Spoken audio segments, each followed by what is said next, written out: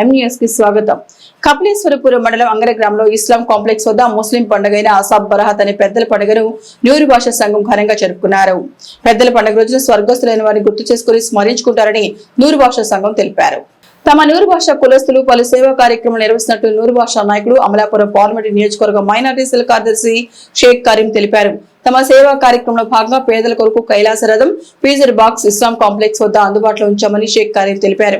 అంతిమ సంస్కారానికి ఫీజర్ బాక్స్, కైలాస రథం కావాల్సిన వారు తమను సంప్రదిస్తే మతంతో ప్రమేయం లేకుండా పంపుతామన్నారు. కేవలం నిర్వహణ ఛార్జీలు మాత్రమే తీసుకుంటామని తెలిపారు. నూతనంగా ఒక మసీదు నిర్మాణం కొరకు మండపేట ఎమ్మెల్యే వేగుల జోగేశ్వరరావును సంప్రదిస్తామని కరీం తెలిపారు.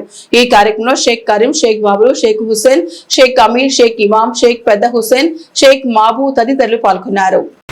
అంగర పడమర గడ్డకి గ్రామస్తులందరం కూడా ఈ యొక్క పెద్దలను స్మరించుకుంటూ, వాళ్ళని చనిపోయిన వారిని స్మరించుకుంటూ, అదేవిధంగా అంగర గ్రామంలో కొన్ని సేవా కార్యక్రమాలు చేస్తూ ఇలా చలివేంద్రం అని, నెక్స్ట్ చేజర్ బాక్స్ అని చనిపోయిన వాళ్ళ కోసం ఏర్పాటు చేయడం జరిగింది.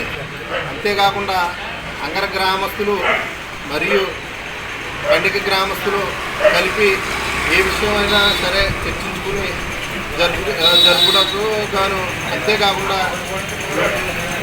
నా ఆధ్వర్యంలో ఒక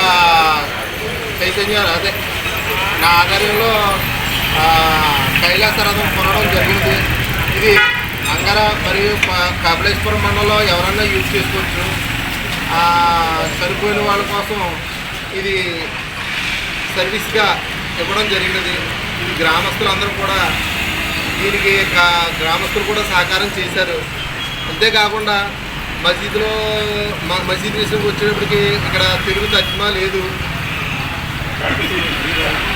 కనుక తెలుగు తర్జుమా కోసం మా గ్రామస్తులందరూ కూడా, అంతేకాకుండా మా గ్రామస్తులందరూ కూడా ఈ రోజునే ఒక నూతనంగా కమిటీ ఏర్పాటు చేసుకోవడం జరిగింది.